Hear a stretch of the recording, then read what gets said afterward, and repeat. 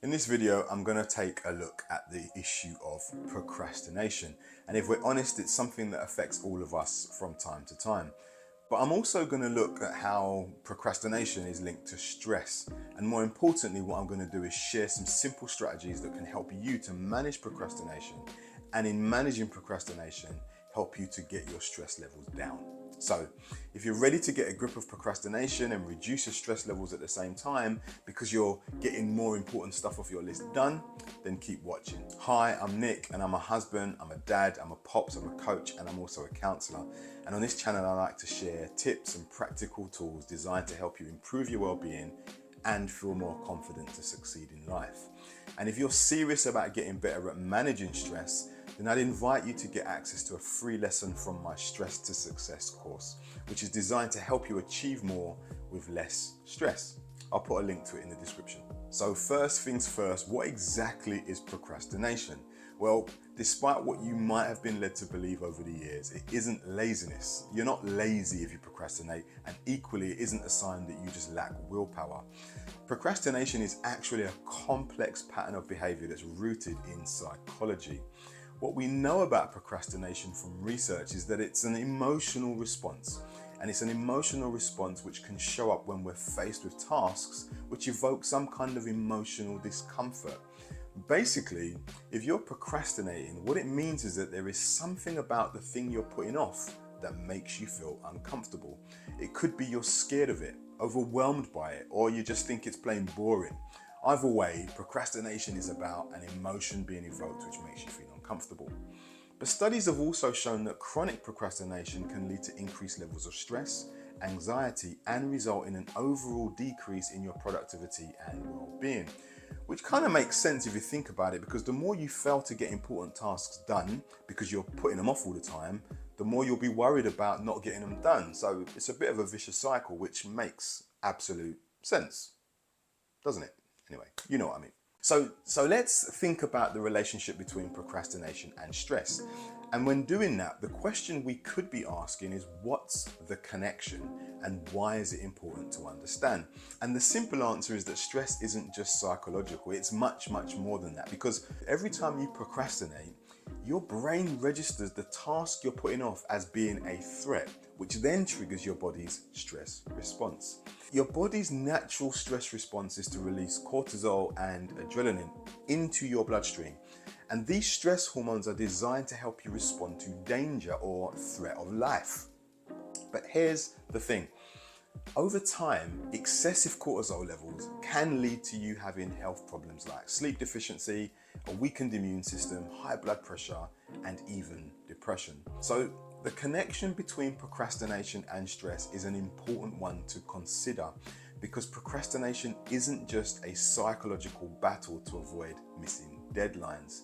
It's actually a complex behavior which, if left unmanaged, can also lead to some serious physical health problems that can have lasting effect. Okay, as we've now looked at the connection between stress and procrastination, let's consider 4 evidence-based strategies that can help you beat procrastination whilst at the same time helping you to reduce stress. First on the list is one of my personal favorites, the Pomodoro technique. I love the Pomodoro technique because it's simple, effective, and it's easily tweakable. All you need to do is set a timer for 25 minutes, work on your task, and then reward yourself with a 5-minute break. And you simply repeat the cycle for as many rounds as you need in order to get the task done. Now, depending on your task, you might even play around with the timings. For example, with some tasks I'll do 50 minutes followed by a 10-minute break because I just think that works better for me. An example of that would be if I'm creating content or writing. Yeah, that's an example. This strategy works because breaking your tasks into manageable chunks will make them less intimidating and increase the chances of you getting them done with less stress. Second on the list is prioritizing your tasks and setting some clear goals. Now, listing your tasks and categorizing them in order of importance can make a huge difference. Not only will it help you to become more focused and productive, but it will also help to reduce any anxiety or stress that you might experience that's associated with uncertainty. And this is because living with uncertainty or perceived lack of control are major contributors to stress, which is why the more you can plan and be in control, the better. Third is to practice mindfulness and self-compassion. Now, though it may sound simple, in my experience as a counsellor and a coach, I've seen it's not something people find easy. First of all, making a habit of noticing what's happening and how you're responding to stress, both mentally and physically, doesn't come easy to most people. And that's probably because most people haven't been taught how to do it. And secondly, when invited to be kind to themselves, lots of people get stuck on what that even means, let alone feeling comfortable with the idea of putting their own well-being first or before others. It's just hard. But self-compassion means accepting that it's okay to have moments of procrastination because you're human. And in being mindful, what you'll do is you'll learn to spot the moments when you're procrastinating and gently bring yourself back on track. Last on the list is to find yourself either an individual, group, tools, or a combination of all three that can help you stay on top of things and track your progress. Now, accountability is a proven way to help avoid procrastination. See, I know for myself that it's important to be able to update my coach on the progress I've made on what I said I would do.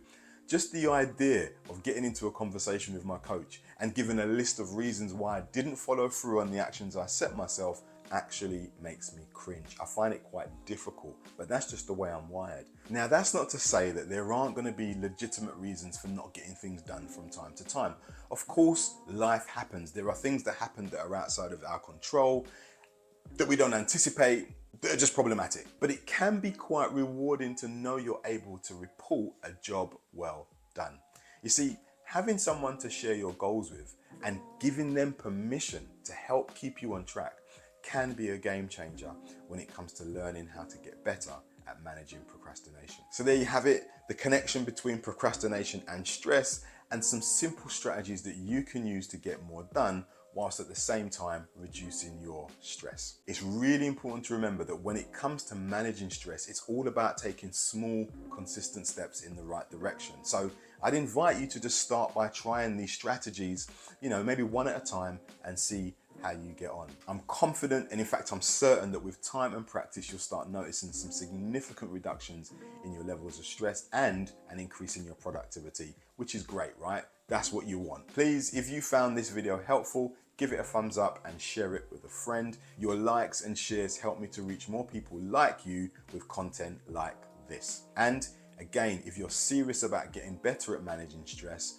then follow the link in the description where I'll give you access to a free lesson from my Stress to Success course. Thanks for watching. See you in the next video. And as always, rooting for you. Be well.